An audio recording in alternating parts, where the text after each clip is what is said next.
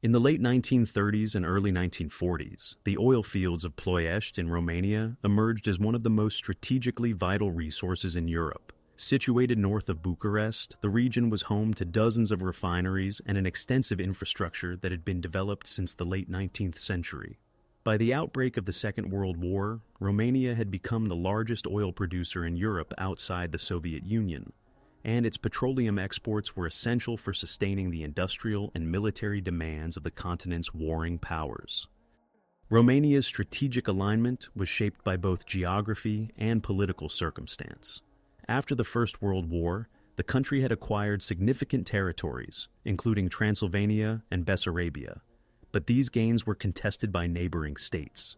In 1940, faced with territorial losses to the Soviet Union, Hungary, and Bulgaria, Romania's leadership under King Carol II and later Marshal Ion Antonescu sought protection by aligning with Nazi Germany. For Adolf Hitler, this alliance was of immense significance.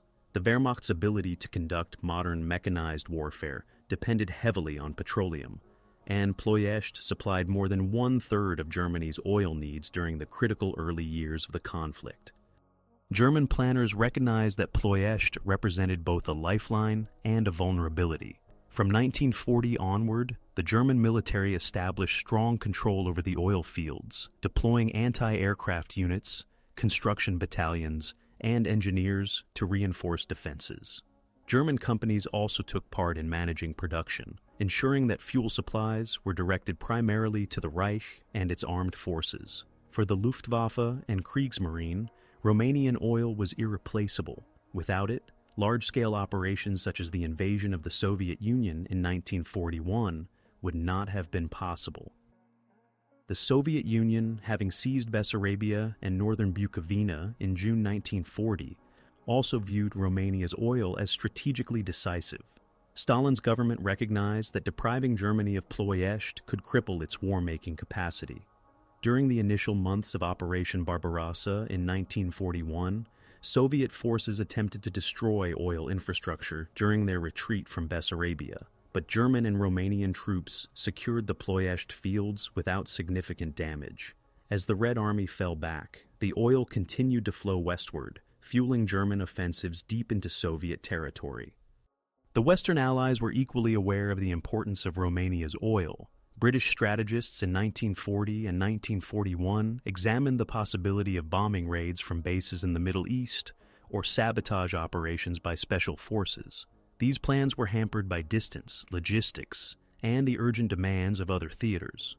By the time the United States entered the war in December 1941, attention increasingly turned to the idea of a sustained air campaign against Axis oil supplies, with Ploiești as the most critical target. For Romania itself, the oil fields represented both a national asset and a source of danger. Economically, petroleum exports were the foundation of the country's relationship with Germany, bringing in manufactured goods, weapons, and political guarantees. Yet the presence of thousands of German troops, engineers, and administrators also eroded Romanian sovereignty. Civilians in the region around Ploiești experienced rapid militarization, with anti-aircraft emplacements, camouflage nets, and reinforced bunkers appearing throughout the oil district. By 1942, the growing scale of the global conflict placed Ploiești firmly in the crosshairs of Allied planning. The German summer offensive in the Soviet Union depended heavily on Romanian oil, and intelligence reports circulated in London, and Washington emphasized that striking at this resource could be as decisive as any battlefield engagement. The challenge was one of reach. Ploiești lay hundreds of kilometers beyond the range of most Allied bombers based in Britain or North Africa. Any mission would require complex coordination, long-distance flights, and heavy risks. This tension between the oil field's strategic value and their geographic inaccessibility defined the preconditions of the battle for Ploiești. For the Axis, they were a treasure to be guarded at all costs. For the Allies, they represented a target that, if struck effectively, could shorten the war. As the global struggle intensified in 1942, planning for how to attack, defend, and ultimately survive the confrontation over Romania's oil entered a new phase, one that would soon bring devastation to both soldiers and civilians alike. In early 1942, the Allied High Command began to examine the feasibility of a direct airstrike against Ploiești. Reports from the Office of Strategic Services and the British Intelligence Services underlined the vulnerability of the oil refineries if targeted with heavy bombers. At that stage, the United States Army Air Forces were expanding their operations into the Mediterranean, and North African airfields offered the first realistic launching points for a long-range mission. The idea of a raid deep into Axis-controlled southeastern Europe quickly gained momentum, despite the enormous risks involved. The German High Command anticipated that Ploiești would be a target. The Luftwaffe and German engineers created one of the most heavily defended industrial complexes in Europe. By 1942, more than 200 heavy and medium anti-aircraft guns, supported by searchlights and barrage balloons, encircled the refineries. Concrete bunkers protected vital pumping stations and pipelines, while decoy sites were constructed to mislead incoming bombers. The 5th Flak Division, reinforced with Romanian anti-aircraft batteries, was tasked specifically with the defense of the region. For the German planners, holding Ploiești was no less important than holding the front lines on the Eastern Front. On the Romanian side, the Antonescu government reinforced its cooperation with Germany. The Royal Romanian Air Force integrated with the Luftwaffe's defensive system, flying IAR-80 and Bf-109 fighters on patrols. Romania's own military leadership recognized that the survival of the regime and the continuation of the war effort depended on maintaining control of the oil fields. Romanian soldiers and workers alike were mobilized to protect, repair, and conceal refinery installations. Civilians in Ploiești and surrounding villages were instructed in blackout procedures, and air raid shelters were dug throughout the area. For the Allies, the first tangible step came in June 1942, when a small formation of B-24 liberators flying from Egypt struck Ploiești in a test raid. Known as Operation Halvorsen, or Halpro, the attack inflicted only minor damage but demonstrated that Allied aircraft could reach the Romanian oil district. German and Romanian authorities immediately expanded defenses, while the Luftwaffe established dedicated night fighter units and radar stations to intercept further raids. The Halpro raid convinced both sides that a larger confrontation was inevitable. In the Soviet Union, the Red Army's counteroffensives and the growing Allied bombing campaign in Western Europe suggested a possible convergence of efforts. Soviet leaders urged Britain and the United States to intensify attacks on Axis oil production, arguing that German operations in the Caucasus and Stalingrad were fueled directly by Romanian supplies. Although the Western Allies lacked the resources to mount sustained bombing in 1942, preparations for larger missions were laid down as part of long-term strategic planning. The atmosphere in Ploiești during this period reflected a mixture of militarization and apprehension. Workers in the Astra Romana, Steaua Română, and other major refineries continued production under the constant threat of air attack. German officers supervised defensive drills, while Romanian authorities attempted to maintain morale by emphasizing national duty and the protection of vital resources. Civilians lived with the awareness that their city had become one of the most important targets in Europe. By the beginning of 1943, the Allied position in North Africa improved significantly after the defeat of Axis forces in Tunisia. Airfields in Libya and Egypt became staging grounds for new long-range missions. Within the United States Army Air Forces, the 9th and later the 15th Air Force began planning for a large-scale strike. Commanders such as General Louis H. Brereton and General Ira C. Eaker evaluated the lessons of Halpro and debated the balance between high-altitude precision bombing and low-level surprise attacks. The decision to launch what would become Operation Tidal Wave reflected these deliberations. It was to be one of the most ambitious missions of the war, a coordinated low-level bombing raid by over 170 B-24 liberators, flying from bases in Benghazi, across the Mediterranean, over Greece and Yugoslavia, to strike directly at the heart of Romania's oil industry. The risks were well understood: long flight times, exposure to enemy fighters, and the dense flak defenses around Ploiești. But the potential reward was immense.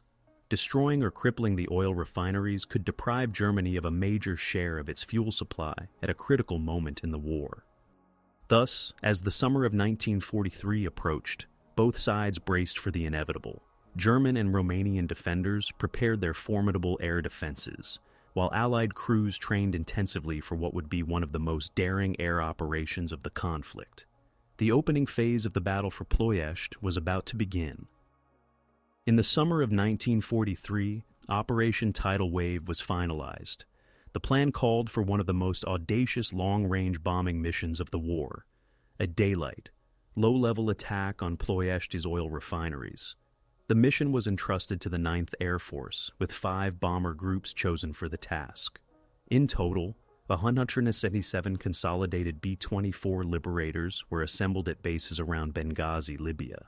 Their crews, numbering nearly 1,700 men, trained intensively for the operation, rehearsing low-altitude navigation, coordinated formations of flying, and target recognition under combat conditions. The choice of a low-level approach was unconventional. American air doctrine emphasized high-altitude precision bombing, but commanders feared that Ploiești's formidable flak defenses would make conventional tactics too costly and ineffective. Flying at altitudes as low as 200 feet, bombers would attempt to evade radar detection, avoid heavy flak concentrations, and deliver accurate strikes on refinery installations. The plan required strict timing, precise navigation, and flawless coordination between the groups. Any deviation risked confusion and catastrophic losses. The 5 groups involved were the 376th, 98th, 44th, 93rd, and the 389th bomb groups, many of which had already gained experience in North Africa and the Middle East. Each was assigned specific targets among the major refineries: Astra Romana, Columbia Aquila, Romano Americana, and Steaua Romana. Together, these facilities represented the core of German-controlled oil production in Romania. Destruction of these refineries, according to Allied estimates, could cut Axis fuel supplies by up to 40% for at least 6 months. German and Romanian defenses, however, were at peak readiness. The Luftwaffe's 5th Flak Division had concentrated some of the heaviest air defenses in Europe around the Ploiești oil belt. Batteries of 88mm Sand, 105mm anti-aircraft guns, supported by lighter 20mm and 37mm weapons, ringed the refineries. Barrage balloons and smoke generators added additional obstacles for attackers.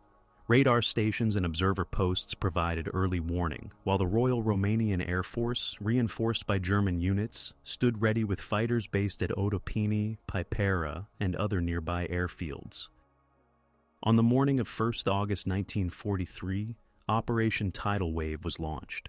The bombers lifted off from Benghazi and headed northeast across the Mediterranean. The route took them over the Aegean Sea, then inland across Greece and Yugoslavia, before turning toward Romania. The long flight, lasting more than 12 hours, tested both the endurance of the crews and the mechanical reliability of their aircraft. Navigation errors or mechanical failures meant that some bombers never reached the target area. Difficulties soon began to accumulate. One group became separated due to radio silence and navigation errors, arriving late over Ploiești. Another group deviated from its intended flight path, attacking targets outside the original plan. The tightly choreographed operation began to unravel, exposing the bombers to concentrated anti-aircraft fire. As the first waves roared over the city at treetop height, they encountered a wall of flak. Oil tanks, pipelines, and refineries exploded in massive fireballs, while several bombers were shot down within minutes. Civilians in Ploiești experienced the raid as a sudden eruption of destruction. Workers in the refineries, along with residents of nearby districts, were caught in the crossfire. The low-flying bombers brought the violence directly into the urban landscape, with some aircraft crashing into buildings and refinery structures. Fires raged uncontrollably across multiple sites, sending plumes of smoke thousands of meters into the sky.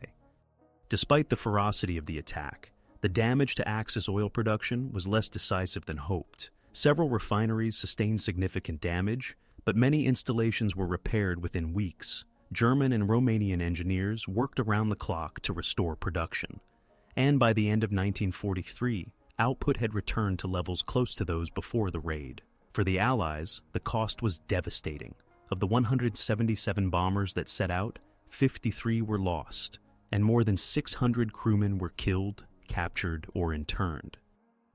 Operation Tidal Wave became one of the bloodiest missions for the United States Army Air Forces in the European theater. It demonstrated both the daring of long-range air operations and the formidable challenge of penetrating heavily defended strategic targets. For the defenders, the raid confirmed the need for constant vigilance and reinforced the centrality of Ploiești in Germany's war economy. For the civilians, it marked the beginning of repeated air attacks that would make life in and around the oil fields a cycle of danger, destruction, and recovery. The aftermath of tidal wave set the stage for the next phase of the struggle. While the immediate damage fell short of expectations, Allied leaders concluded that only sustained, systematic bombing could deprive Germany of Ploiești's oil. From 1944 onward, with new bases established in southern Italy, such a campaign became both possible and inevitable. After Operation Tidal Wave in August 1943, both the Axis and the Allies reassessed their strategies concerning Ploiești. For the United States Army Air Forces, the mission had demonstrated the willingness to strike at the heart of Germany's oil supply, but also revealed the immense cost of such raids when carried out in isolation. Losses of nearly one-third of the attacking force were unsustainable, and the limited damage reinforced the idea that only a prolonged and systematic air campaign could seriously undermine Axis fuel production. In Germany and Romania, the response was immediate and determined. Engineers, soldiers, and local workers labored to repair the damaged refineries. Within weeks, the Astra Romana and Columbia Aquila facilities were brought back into partial operation. By the end of 1943, production levels had rebounded to near pre-raid capacity, a testament to the resources committed by the Axis to defend and sustain Ploiești. German military planners recognized that the oil fields were a strategic weak point and increased both material and manpower for their defense.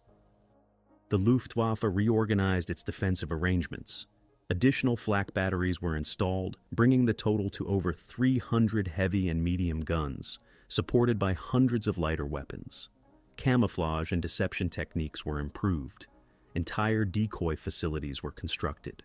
False smoke generators were installed to obscure real targets, and dummy oil tanks were scattered across the landscape to divert attacking bombers. The Royal Romanian Air Force expanded patrols and trained intensively with German pilots, who provided expertise in intercepting high-altitude bombers.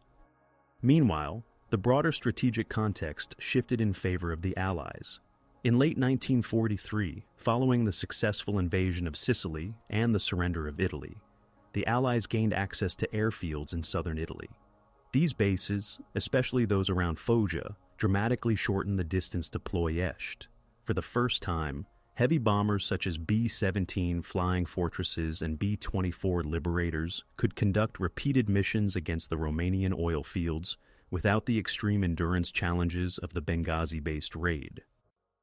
The 15th Air Force, established in November 1943, became the principal instrument for the renewed bombing campaign. Its commanders, including General Nathan Twining, prepared for a series of high-altitude precision attacks aimed not only at Ploiești but also at Axis rail networks, aircraft factories, and communication hubs in southeastern Europe. The oil fields, however, remained the highest priority target. American planners calculated that depriving Germany of Ploiești's output could cut Wehrmacht fuel supplies by up to one-third, significantly restricting armored operations on the Eastern Front and reducing Luftwaffe capabilities. From April 1944 onward, the Allied offensive against Ploiești resumed with unprecedented intensity. Instead of a single raid, missions were now launched on a regular basis, sometimes involving hundreds of bombers escorted by long-range fighters such as P-38 Lightnings and F-51 Mustangs. The objectives were to overwhelm Axis defenses, inflict cumulative destruction on refining capacity, and force Germany into a critical fuel shortage. For the defenders, this escalation posed immense challenges. The Romanian population of Ploiești and its surrounding villages endured frequent air raid alerts, daytime bombings, and the destruction of both industrial and civilian infrastructure. Schools, hospitals, and residential areas were increasingly exposed as collateral damage in the raids. The government attempted to sustain morale through propaganda campaigns, presenting Romania as a frontline fortress defending Europe's vital resources. Yet the human cost grew steadily. Civilian casualties numbered in the thousands by the summer of 1944, and tens of thousands were displaced by the destruction of housing and public facilities. The military balance in the skies above Romania also began to shift. By 1944, the Luftwaffe faced severe attrition on both the eastern and western fronts. Although flak defenses around Ploiești remained formidable, the number of available fighter aircraft diminished, reducing the ability to intercept large bomber formations. Allied escorts increasingly achieved air superiority, enabling the bombers to press home their attacks despite heavy losses to anti-aircraft fire. Each side adapted continuously. Allied crews developed new navigation techniques, coordinated multiple attack waves, and shifted targets to spread out Axis defenses. German and Romanian gunners refined flak patterns, concentrated fire zones, and experimented with radar-guided defenses. The result was a sustained aerial contest, with heavy casualties on both sides and destruction visited repeatedly on the oil district. By the middle of 1944, Ploiești was no longer just a strategic asset. It had become a symbol of endurance and vulnerability. For the Axis, its defense represented the last barrier against economic strangulation. For the Allies, it was the keystone of a strategy to break Germany's capacity to fight. For Romanian civilians, it meant a daily confrontation with war, where survival was as uncertain as the future of the oil that had made their city famous and perilous at the same time. The continuation of the bombing campaign through the summer of 1944 coincided with dramatic shifts on the Eastern Front. As the Red Army advanced through Ukraine and approached Romania's borders, the struggle for Ploiești would soon take on a new dimension, linking aerial warfare with ground offensives and political upheaval. The oil fields that had fueled Germany's armies were becoming increasingly difficult to defend against both air and land threats, setting the stage for the next phase of the conflict. By the spring of 1944, the Allied bombing campaign against Ploiești had escalated into a systematic offensive. The 15th Air Force, operating from bases in southern Italy, launched repeated raids with the goal of crippling German access to petroleum. Between April and August 1944, more than 20 large-scale missions struck the oil fields, involving hundreds of heavy bombers supported by long-range escorts. These operations marked a transition from sporadic strikes to a sustained campaign intended to erode Axis fuel supplies and weaken their capacity for prolonged warfare. The raids were meticulously planned, but met with fierce opposition. German and Romanian defenders concentrated their anti-aircraft artillery into layered belts, creating dense zones of fire over the refineries. Reports from Allied crews describe Ploiești as one of the most heavily defended targets in Europe, rivaling Berlin in terms of flak density. Axis gunners used radar-directed fire, coordinated salvos, and camouflage techniques to maximize their effectiveness. Despite these efforts, the growing number of Allied aircraft overwhelmed the defenders' ability to repel every mission. For the bombers, the challenge was extraordinary. Crews flying B-24 Liberators and B-17 Flying Fortresses faced continuous fire as they approached at altitudes of 2,000 to 25,000 feet. Casualty rates were high. During some missions, losses exceeded 10% of the attacking force. Yet the persistence of the campaign gradually inflicted cumulative damage. Storage tanks, distillation towers, and transport pipelines were repeatedly hit, reducing refinery output and disrupting production cycles. Allied intelligence estimated that by mid-1944, effective output from Ploiești had declined by up to 50% compared to the year before. The Romanian population bore a heavy share of the consequences. Ploiești's urban districts, located in close proximity to the oil installations, were repeatedly struck by bombs that missed their targets or were scattered by heavy anti-aircraft fire. Entire neighborhoods were reduced to rubble. Thousands of civilians were killed or wounded, while many more were forced to flee the city. Contemporary Romanian records indicate that By July 1944, nearly one-third of Ploiești's housing stock had been destroyed or rendered uninhabitable. The government attempted to maintain essential services, but shortages of food, electricity, and medical supplies became acute. The raids also disrupted Romania's broader economy. Rail lines carrying petroleum to Germany and other Axis countries were frequently targeted, causing bottlenecks in transport. Rolling stock, locomotives, and bridges were destroyed, slowing not only military supplies, but also civilian trade. German military leaders grew increasingly concerned that fuel shortages would undermine their ability to conduct mobile operations on the Eastern Front. Wehrmacht tank units already reported limited training exercises due to restricted fuel allocations, while the Luftwaffe struggled to maintain flight hours for its fighter and bomber squadrons. Romania's government under Marshal Ion Antonescu remained publicly committed to the alliance with Germany, but the strain was evident. Romanian officials protested privately that their country was bearing disproportionate losses in the defense of an asset that primarily benefited the German war effort. Civilians expressed frustration at the destruction of their city and questioned the continuation of the alliance. Nevertheless, Romanian military units continued to fight alongside German forces, manning anti-aircraft batteries and maintaining order in the devastated oil region. From the Allied perspective, the campaign was strategically justified, but costly. Losses in men and aircraft strained the 15th Air Force, and the effectiveness of the bombing was debated at high levels. Some commanders argued that the destruction was temporary, and that German engineers repaired installations faster than expected. Others insisted that the cumulative damage, combined with growing Soviet pressure on the ground, was steadily eroding the Axis position in southeastern Europe. By late summer 1944, Allied assessments concluded that Ploiești's contribution to Germany's fuel supply had been reduced so severely that it no longer met the demands of large-scale mechanized offensives. The symbolic weight of Ploiești grew with each raid.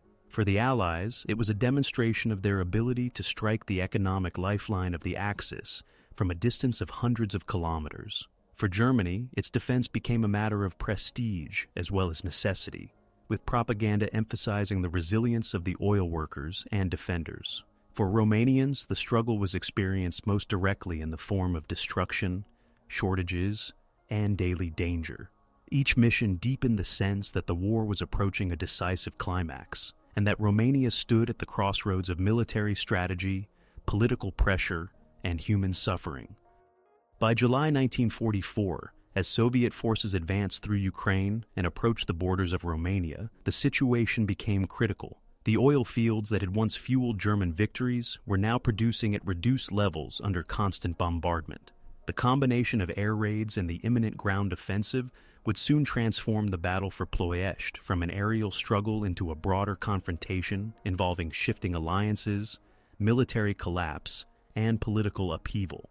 The stage was set for the crisis of late summer, when both the skies and the ground around Ploiești would witness decisive events. By August 1944, the struggle over Ploiești reached its peak. The Allied bombing campaign had reduced production significantly, but the oil fields remained operational enough to continue supplying Germany. At the same time, the Red Army was preparing for a massive ground offensive aimed at Romania. This convergence of pressure from both air and land would transform the fate of the country and its vital petroleum industry. On the 20th of August 1944, the Soviet Union launched the Iași-Chișinău offensive, one of the largest operations of the Eastern Front. More than 1.3 million Red Army soldiers, supported by thousands of tanks, artillery pieces, and aircraft, struck against approximately 400,000 German and Romanian troops, holding the front in northeastern Romania. The Soviet plan aimed to encircle and destroy Axis forces, then advance rapidly towards central Romania, including Bucharest and the Ploiești oil region. The German High Command recognized the danger, but underestimated the scale of the Soviet attack. Army Group South Ukraine, under Field Marshal Johannes Friesner, was stretched thin and short on supplies. Fuel shortages, partly the result of repeated bombing raids against Ploiești, further restricted mobility. Romanian divisions, although numerous, showed declining morale as the war situation worsened. Within days of the offensive's opening, large sections of the Axis front collapsed. Tens of thousands of German soldiers were encircled near Chișinău and destroyed or captured. As the Red Army advanced, Ploiești became a central objective. Soviet commanders understood that capturing the oil fields intact would deprive Germany of its last reliable petroleum source, while providing the USSR with valuable resources. To the Germans, the defense of Ploiești was considered vital, but the speed of the Soviet offensive and Romania's shifting political position complicated any coherent strategy. Luftwaffe units attempted to continue defending the skies over the oil district, but shortages of aircraft and fuel made resistance increasingly symbolic. The political crisis inside Romania reached its climax on 23 August 1944. King Michael I, supported by opposition politicians and elements of the army, staged a coup against Marshal Ion Antonescu. The new government immediately sought an armistice with the Allies and declared war on Germany. Overnight, Romanian forces that had fought alongside the Wehrmacht turned against their former allies. German troops stationed around Ploiești suddenly faced hostility, not only from the advancing Soviets, but also from Romanian units who now sought to expel them from the country. The coup had an immediate impact on the fate of Ploiești. German commanders ordered demolitions of key refinery installations to prevent them from falling intact into Soviet hands.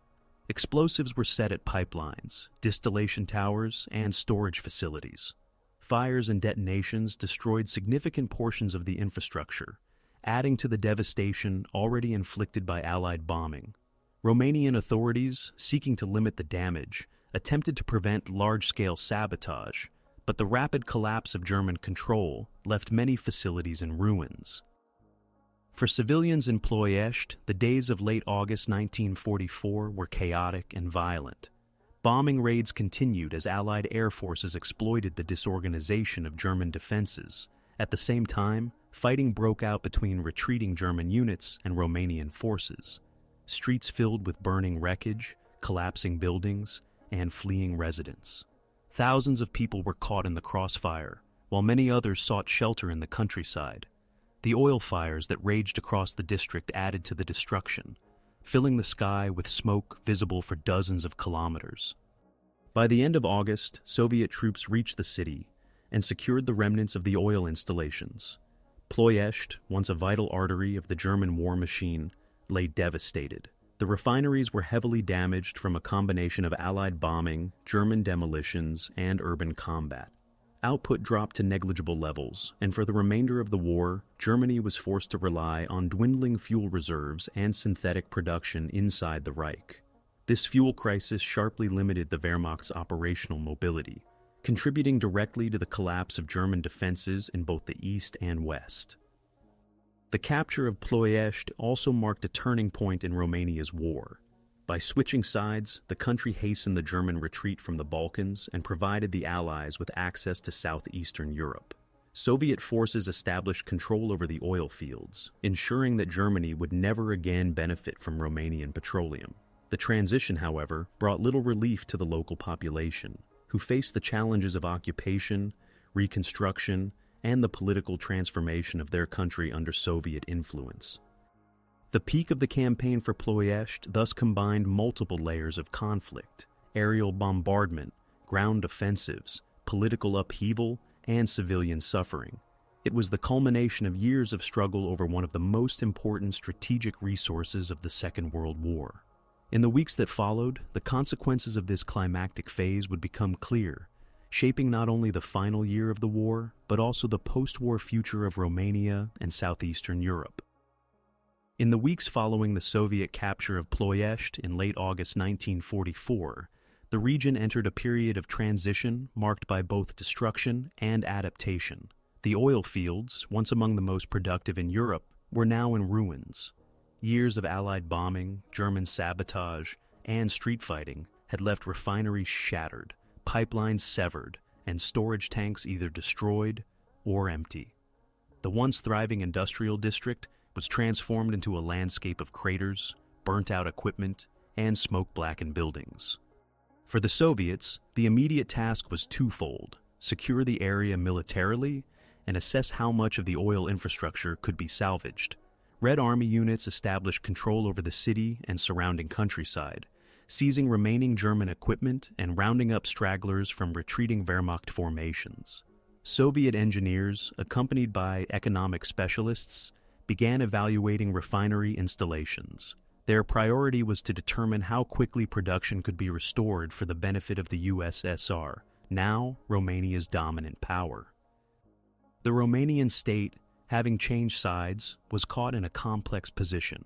On the one hand, King Michael's government hoped to demonstrate loyalty to the Allies by assisting Soviet efforts. On the other, it faced immense domestic challenges, tens of thousands of displaced civilians, widespread destruction of housing and infrastructure, and the need to restore essential services in Ploiești and other cities devastated by the war.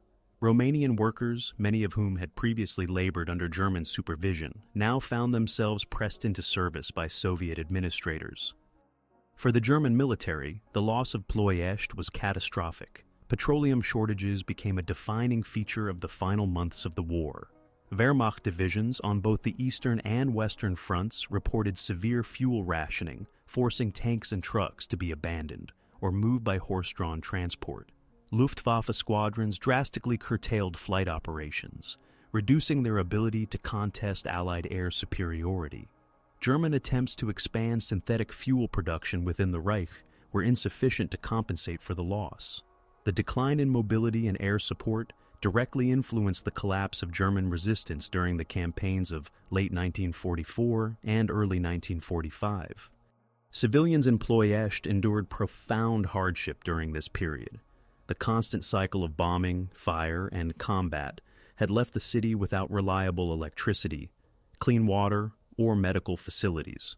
Food shortages worsened as transport links were disrupted, and large numbers of residents relied on makeshift shelters or fled to rural areas. Disease spread in the aftermath of destruction, while the psychological effects of years of bombardment weighed heavily on survivors. Testimonies from residents described a landscape where daily survival overshadowed all other concerns. The Allied air forces, meanwhile, shifted their focus. With Ploiești no longer in German hands, bombing missions against the oil fields ceased. Instead, the 15th Air Force concentrated on striking German positions further north and west, supporting the Soviet advance and preparing for final operations into Austria and Hungary. For air crews who had repeatedly risked their lives over Ploiești, the campaign was over, though its legacy remained etched in memory as one of the most dangerous assignments of the European theater. Romania's new political reality deepened as Soviet influence expanded. The Red Army's occupation effectively placed the country within Moscow's sphere of control. The oil fields, once managed by German interests, now became subject to Soviet administration. Reparations agreements and economic arrangements ensured that a significant share of Romanian petroleum production would be redirected eastward for years to come. This marked the beginning of a fundamental transformation in Romania's role within Europe, from Axis ally to Soviet satellite. Adaptation in the oil industry was gradual. Soviet engineers initiated repairs on select refineries, though full restoration would take years. Many facilities had been damaged beyond immediate repair, requiring reconstruction rather than simple maintenance. Romanian engineers and workers contributed under Soviet direction, often in difficult conditions with limited resources. The goal was not to return Ploiești to its pre-war capacity immediately, but to ensure it functioned as part of the Soviet-controlled post-war economy.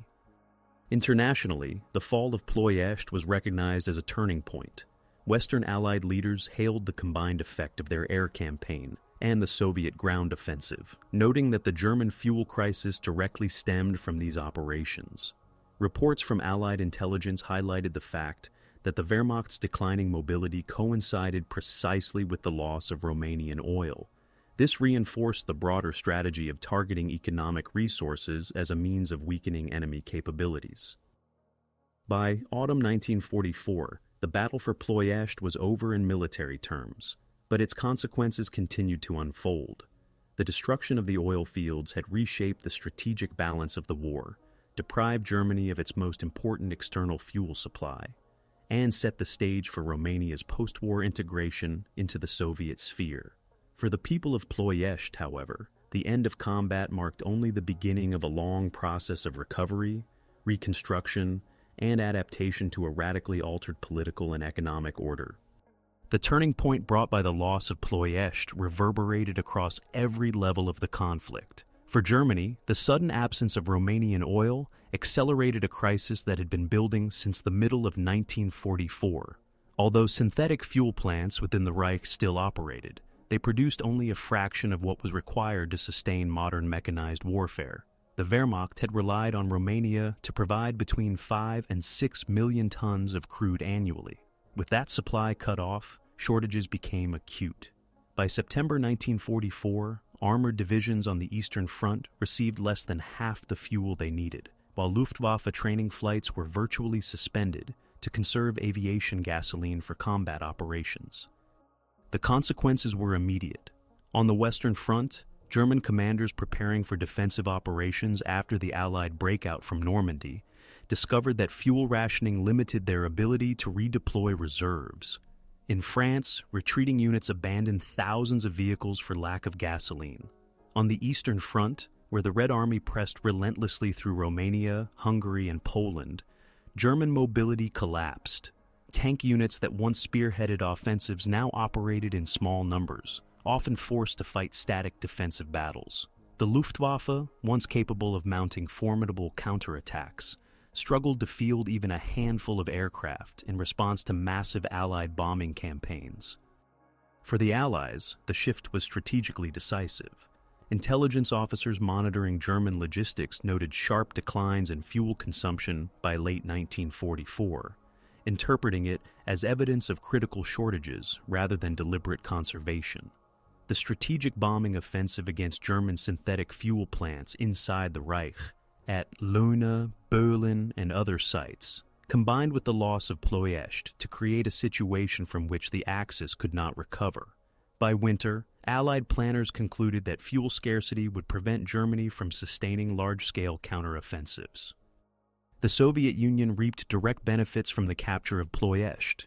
While much of the infrastructure was destroyed, Soviet engineers quickly salvaged what remained, restoring limited production by late 1944. Petroleum shipments were redirected eastward, supplementing Soviet fuel supplies for their advancing armies. This ensured that the Red Army could sustain rapid mechanized offensives through the Balkans and into Central Europe, where fuel-hungry tank armies spearheaded operations. The integration of Romanian oil into Soviet logistics highlighted the broader geopolitical shift underway. Romania's resources were no longer serving Berlin, but Moscow. For Romania, the turning point carried profound political and social implications. The coup of 23 August 1944 had ended the Antonescu regime and realigned the country with the Allies, but this did not restore full sovereignty. The Soviet presence in Ploiești and across Romania marked the beginning of a new dependency. Soviet economic commissions took control of refinery operations, dictating priorities and distribution. Romanian officials had little choice but to comply, as Soviet troops occupied the country and dictated its political trajectory. Civilians in Ploiești experienced both relief and hardship. Relief came in the cessation of regular bombing raids, which ended after the oil fields were secured by the Red Army. But hardship persisted in the form of shortages, displacement, and the slow pace of reconstruction. Fires smoldered for weeks in some refinery complexes, contaminating water sources and filling the air with acrid smoke. Entire neighborhoods remained in ruins, and families who had lost homes or relatives struggled to rebuild amid economic uncertainty. The city also became a site of symbolic transformation. Under German control, Ploiești had been celebrated as the Reich's fuel lifeline, heavily guarded and invested with propaganda value. After its capture, Soviet authorities presented it as a triumph of Red Army power, and as a resource now dedicated to the liberation of Europe from fascism. For Romanians, however, the symbolism was more ambivalent. The same oil that had tied their nation to Germany now bound it to Moscow. Internationally, the turning point at Ploiești was acknowledged by military analysts and historians even before the war ended. British and American reports emphasized that the loss of Romanian oil had been one of the most damaging blows to Germany's war effort. Some argued that the collapse of German mobility in late 1944 was as decisive as the losses suffered at Stalingrad or Kursk. Others noted that the strategic bombing campaign, despite its high cost, had achieved its intended effect when combined with Soviet advances on the ground. By the autumn of 1944, the strategic balance in Europe had irreversibly shifted. The Wehrmacht's capacity for offensive action was broken, and its ability to resist Allied advances was fatally compromised. Ploiești, once the most important petroleum hub in Europe, had become a symbol of both Germany's dependence on external resources and the vulnerability of such lifelines to coordinated Allied strategy. The turning point had been reached. The Axis powers no longer possessed the fuel to wage the kind of war that had carried them to victory in 1940 and 1941. In this sense, the struggle for Ploiești illustrated the interconnected nature of the Second World War. Strategic resources, political upheaval, civilian suffering, and military operations converged around a single city. What happened in the skies and streets of Ploiești in 1943 and 1944 determined not only the fate of Romania, but also the trajectory of the war in Europe. The next phase would reveal how the destruction of the oil fields shaped the closing campaigns of the conflict and the reordering of power in post-war Eastern Europe. With the collapse of German influence in Romania and the capture of Ploiești, the immediate phase of combat operations in the region came to an end. What followed was a complex aftermath defined by destruction, occupation, and the reshaping of both local and international dynamics. The oil fields, which had been central to Axis strategy for nearly 4 years, now became a bargaining chip in the emerging post-war order. On the ground, the first priority was stabilization. Soviet occupation forces secured the devastated refinery complexes and surrounding transport networks, ensuring that German demolition teams could no longer inflict further damage. Military police patrolled the city, while engineers began clearing rubble and extinguishing the last of the refinery fires. The devastation was immense. Allied bombing combined with German sabotage had destroyed over 70% of refinery capacity. Craters, twisted pipelines, and collapsed storage tanks dominated the landscape. For the tens of thousands of civilians who had lived through the raids, the immediate challenge was simply survival, finding food, clean water, and shelter amid ruins. Romanian authorities faced equally pressing political and humanitarian crises. The coup of 23 August had aligned the country with the Allies, but this brought little autonomy.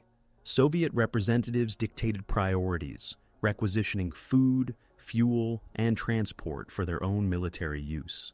Thousands of Romanian soldiers were taken prisoner by the Red Army, despite the change in allegiance, transported eastward as part of broader Soviet security measures. At the same time, Romanian politicians attempted to demonstrate loyalty to Moscow in hopes of preserving some measure of national independence, though their leverage was limited. For civilians in Ploiești, the humanitarian consequences of the war were severe. Housing shortages grew acute as bomb-damaged neighborhoods remained uninhabitable. Refugees from rural areas, displaced by both combat and requisitioning, crowded into temporary shelters. Epidemics of typhus and dysentery spread in the aftermath of disrupted sanitation systems. Food was rationed strictly, with priority going to Soviet troops. Many families survived by bartering what possessions they had left for basic supplies. The trauma of years of bombardment, followed by the chaos of occupation, left lasting psychological scars on the population. From an economic perspective, the destruction of the refineries meant that Ploiești no longer functioned as a global petroleum hub. In 1939, Romania had produced more than 7 million tons of oil, much of it exported. By late 1944, output had fallen to a fraction of that figure. Soviet administrators oversaw partial repairs, but their focus was on restoring production for immediate military use rather than long-term recovery. German engineers who had once managed operations were gone, and Romanian expertise was subordinated to Soviet planning. Internationally, the loss of Ploiești represented both a triumph and a challenge for the Allies. For Britain and the United States, it was confirmation that the strategic bombing campaign had succeeded in combination with Soviet advances. Reports from the 15th Air Force celebrated the fact that German armored and air units now faced crippling shortages, yet the destruction also underscored the difficulty of rebuilding Europe's economy after the war. Even as Allied leaders looked ahead to reconstruction, they recognized that southeastern Europe was now firmly within the Soviet sphere of influence. For Germany, the consequences were devastating. By autumn 1944, the Wehrmacht's reliance on synthetic fuel production became absolute, but these facilities were also under relentless attack from Allied bombers. Tank formations, once the spearhead of German offensives, were immobilized. Records from late 1944 show that some panzer divisions had fewer than 20 operational tanks, with many vehicles simply abandoned for lack of fuel. The Luftwaffe, starved of aviation gasoline, could no longer conduct meaningful air defense. The fall of Ploiești thus accelerated the disintegration of Germany's war machine in both East and West. In Romania, the political aftermath was equally transformative. King Michael's coup had been hailed in the West, but Soviet control quickly overshadowed the monarchy's influence. Communist leaders, supported by Moscow, gained prominence in the post-war administration. The oil fields, once symbols of Romanian sovereignty and economic strength, became assets managed under Soviet supervision. Reparations agreements ensured that much of the restored production would be shipped eastward, binding Romania into the economic orbit of the USSR. For the people of Ploiești, the aftermath was marked by resilience amid hardship. Families rebuilt homes with salvaged materials, workers returned to damaged refineries under Soviet management, and local communities adapted to shortages through informal markets and mutual aid. Yet the city's pre-war prosperity was gone, replaced by a reality of occupation, rationing, and dependence. The memory of the bombings, particularly the catastrophic raids of 1943 and 1944, remained vivid, shaping local identity and collective memory for decades. The withdrawal of German forces and the arrival of Soviet troops signaled the end of one struggle but the beginning of another. Ploiești was no longer the Axis fuel lifeline, yet its importance did not vanish. Instead, it became a contested prize in the post-war realignment of Eastern Europe, its oil now serving the strategic ambitions of the Soviet Union. The city's destruction and partial recovery reflected the broader transition from World War to Cold War, as former battlefields became zones of occupation, reconstruction, and geopolitical rivalry. Thus, the aftermath of the battle for Ploiești revealed not only the devastation of war, but also the reshaping of Romania's future. The oil that had once determined Germany's capacity for conquest now tied Romania's fate to the Soviet Union, marking the beginning of a new era in both local and global history. The legacy of the battle for Ploiești extends far beyond the wartime destruction of oil fields and refineries. It shaped the outcome of the Second World War, influenced the geopolitical fate of Romania, and left a lasting imprint on military strategy, civilian memory, and international relations. Understanding its significance requires looking not only at the immediate consequences, but also at how it was remembered, debated, and integrated into the broader narrative of 20th century history. For Germany, the loss of Ploiești was a turning point that sealed its strategic decline. Without Romanian petroleum, the Reich's ability to wage mechanized warfare collapsed. Armored divisions that had once advanced rapidly across Europe became largely immobile. The Luftwaffe, unable to fuel its fighter and bomber squadrons, lost any realistic chance of contesting Allied air supremacy. By the winter of 1944-45, fuel shortages contributed directly to the failure of the Ardennes offensive in the west, and the inability to halt Soviet advances in the east. Historians widely regard the destruction and loss of Romanian oil as one of the decisive economic blows that ensured Germany's defeat. For the Allies, the Ploiești campaign demonstrated both the promise and the limits of strategic bombing. Operation Tidal Wave in 1943 revealed the extraordinary risks of low-level precision raids, with losses so heavy that the mission became a cautionary tale for air planners. Yet the sustained high-altitude bombing campaign of 1944 coordinated with Soviet ground offensives, proved effective in achieving long-term results. This experience reinforced the belief that air power, when applied systematically against industrial and logistical targets, could decisively influence the outcome of war. Ploiești became a case study in the integration of air and ground strategy, one that shaped Allied doctrine during the remainder of the conflict and beyond. For Romania, the legacy was deeply ambivalent. The oil fields that had once symbolized national prosperity and independence became a source of foreign domination, first under Germany and then under the Soviet Union. During the war, Ploiești made Romania indispensable to the Axis alliance, but it also exposed the country to devastating air raids and massive civilian suffering. After 1944, the same oil fields tied Romania to Moscow's sphere of influence, ensuring that petroleum resources served Soviet strategic needs. The memory of bombardment and occupation became part of Romania's post-war identity, influencing how the nation perceived both its wartime role and its Cold War position. For civilians, the memory of Ploiești was marked by trauma and endurance. Survivors recalled the terror of low-flying bombers, the destruction of neighborhoods, and the fires that turned the sky black for days. Entire generations carried the scars of displacement, loss of relatives, and the destruction of livelihoods. Yet they also demonstrated resilience, rebuilding homes, restoring industries, and adapting to new political realities. Local commemorations, monuments, and historical studies ensured that the suffering of Ploiești's population would not be forgotten, even as official narratives shifted with changing regimes. In the broader historical debate, Ploiești has been viewed through multiple lenses. For some historians, it represents a classic example of resource warfare, where control of natural assets determined military outcomes. For others, it highlights the limitations of strategic bombing, given that German engineers repeatedly repaired refineries until ground offensives finally secured them. Within Romanian historiography, Ploiești is often seen as both a symbol of national sacrifice and a reminder of the dangers of dependence on external powers. The battle also influenced the post-war geopolitical landscape. The Soviet Union's control over Romanian oil consolidated its dominance in Eastern Europe and gave it leverage in the early Cold War. Western allies, who had invested so heavily in destroying Axis access to Romanian petroleum, now saw those same resources benefiting their new rival. Ploiești thus became part of the larger story of how wartime alliances gave way to ideological confrontation. In military history, Ploiești continues to be studied for its lessons on air power, logistics, and strategic resources.